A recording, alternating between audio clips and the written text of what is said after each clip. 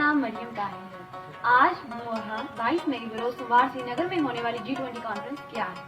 G20 का working group का तीसरा इजलास 22 से 24 मई तक श्रीनगर में हो रहा है। ये 5 अगस्त 2019 के काले कानून के जरिए कश्मीर की खसूसी हैसियत खत्म किए जाने के बाद पहला इंटरनेशनल इवेंट है। मैं आज आपको G20 के बारे में कुछ बताऊंगा। भारतीय इक़दाम से G20 की साख गैर जंबदारी, इंसाफ पसंदी और बैनुल-अक़वामी असूलों और माहिदों की पासदारी खतरे में पड़ गई है।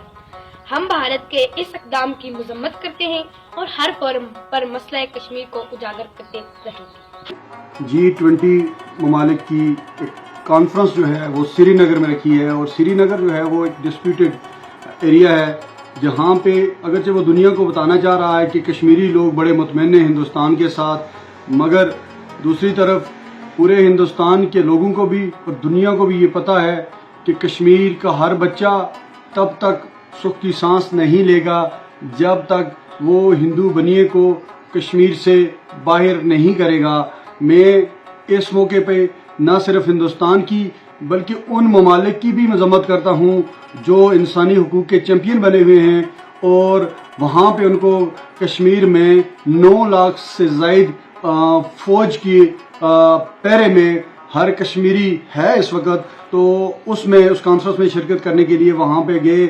मैं पूरी पाकिस्तानी कौम, आज़ाद कश्मीर के लोगों का शुक्रिया अदा करता हूँ, और इंशाअल्लाह हम कश्मीर की आज़ादी और तकमील पाकिस्तान की ये जदोजहद लड़ते रहेंगे।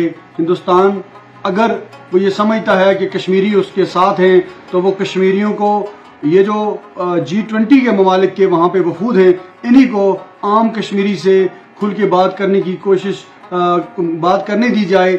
जिस तरह जब भी कोई यूरोपियन वफ्द आता है, पूरे आज़ाद कश्मीर में अपनी मर्जी से घूमता है, लोगों से बात करता है, तो इसी तरह मैं ये भी मुतालबा करूँगा कि वो G20 के ममालिक जो वहाँ पे जो वफूद गए हुए हैं, उनसे कि वो जाएं अंदर आम कश्मीरी से बात करें, तो आपको असल हकीकत का पता होगा।